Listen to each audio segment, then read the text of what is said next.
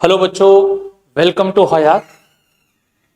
आज फिर हम लोग आप लोगों के लिए जेईई एडवांस 2026 के एक प्रॉब्लम लेकर आए हैं स्टूडेंट्स। मैंने आपसे कहा था कि जेईई एडवांस के अंदर बहुत सारे क्वेश्चंस ऐसे हैं जिन्हें हम बहुत इजी वे में और बहुत आसानी से सॉल्व कर सकते हैं, सिर्फ एक या दो कॉन्सेप्ट लगाकर, बस बशर्ते हमें कॉन्सेप्ट्स के बारे में पता होना चाहिए। तो आज ऐसी ही एक प्रॉब्लम मैं आप लोगों के लिए लेकर आया हूं। प्रॉब्लम यह है कि हमें ये एक होलो कोन दिया है जिसके सरफेस के ऊपर क्यू चार्ज डिस्ट्रीब्यूटेड है और ये कोन जेड एक्सिस के रेस्पेक्ट में ओमेगा से घुमाया जा रहा है। तो हमें बताना है कि यहां कहीं एक्सिस वाले पॉइंट पर, ये जो डिस्टेंस है आपके पास में ये जेड है, तो हमें बताना है कि यहां कहीं जेड डिस्टेंस पर यानी इस पॉइंट पर कितना मैग्नेटिक फील्ड होगा। वैसे मैग्नेटिक फील्ड मुझे दिया है, बस एन की वैल्यू मुझे बतानी है कितनी होगी। तो बच्चों कॉन्सेप्ट हम क्या पढ़ते हैं थोड़ा सा मैं आपको बताता हूं। एडवांस लेवल पर हमें कॉन्सेप्ट पढ़ाया जाता है कि मैंने किसी बॉडी पर चार्ज को डिस्ट्रीब्यूट किया और उस बॉडी को मैं रोटेट करा रहा हूं। अब चूंकि मैंने चार्ज को डिस्ट्रीब्यूट किया और चार्ज को मैं रोटेट करा रहा हूं, तो चार्ज को घुमाने से ऑब्वियसली करंट बनेगी और करंट से बनेगा मैग्नेटिक फील्ड। तो ये समझिए कि ये जो पूरा कोन है मेरे पास में, ये एज अ मैग्नेटिक डाइपोल काम करेगा, एज अ मैग्नेटिक डाइपोल। यानी ये रोटेटिंग कोन पूरा मेरा मैग्नेटिक डाइपोल बन गया है और इस पॉइंट पर मुझे निकालना है मैग्नेटिक फील्ड। तो डेफिनेटली ये पॉइंट मैग्नेटिक डाइपोल के लिए एक्सियल पॉइंट का काम करेगा और मुझे दिया है Z is greater than of H, यानी ये जो मेरा Z है ये H से काफी ज्यादा है।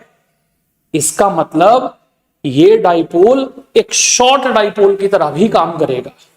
अब इसका मतलब कौन काम कर रहा है एज अ मैग्नेटिक डाइपोल और Z H से काफी बड़ा है, तो ये एक शॉर्ट डाइपोल की वजह से काम कर रहा है।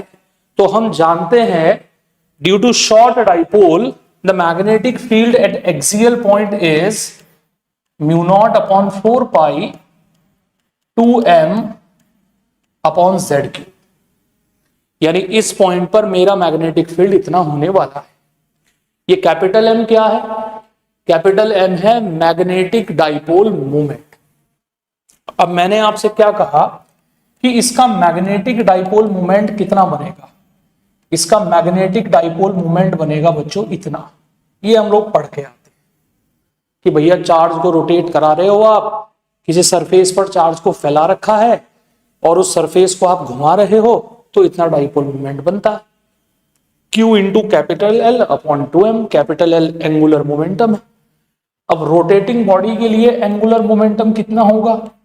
रोटेटिंग बॉडी के लिए एंगुलर मोमेंटम होगा I ओमेगा।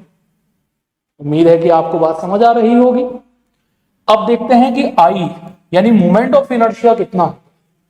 अब बहुत सारे बच्चे कहते हैं कि सर कोन का मोमेंट ऑफ इनर्शिया तो हमें नहीं आता।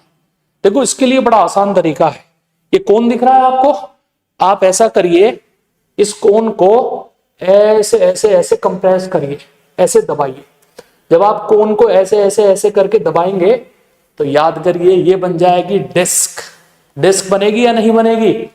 प्रेस करने से डिस्क बनेगी, यानी इसका इनर्शिया डिस्क के इनर्शिया के बराबर होगा। तो मैं इसे लिख सकता हूं Q अपॉन 2m और डिस्क का इनर्शिया होता है m, रेडियस है r स्क्वायर, r है रेडियस, अपॉन 2 और साथ में है ओमेगा। तो स्मॉल m से स्मॉल m कैंसिल आउट हुआ। Capital M is equal to q r square omega upon 4। लो बच्चों, ये आ गया है हमारे पास में मैग्नेटिक मूवमेंट। अब मैं इस मैग्नेटिक मूवमेंट को ऊपर रख देता हूं।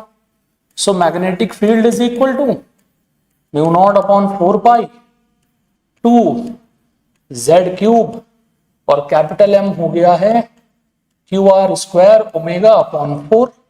ये कैंसिल आउट, ये आ गया है 1/2 और 1/2 को हम लिख पाएंगे 0.5 mu not upon 4 pi q r square omega upon Z cube. इतना मैग्नेटिक फील्ड होगा बच्चों हमारा इस पॉइंट पर, और यही हमें दे रखा है। तो अगर मैं दोनों को कंपेयर कराता हूं तो यहां से n की वैल्यू निकल कर आएगी मेरे पास में 0.5। That's it.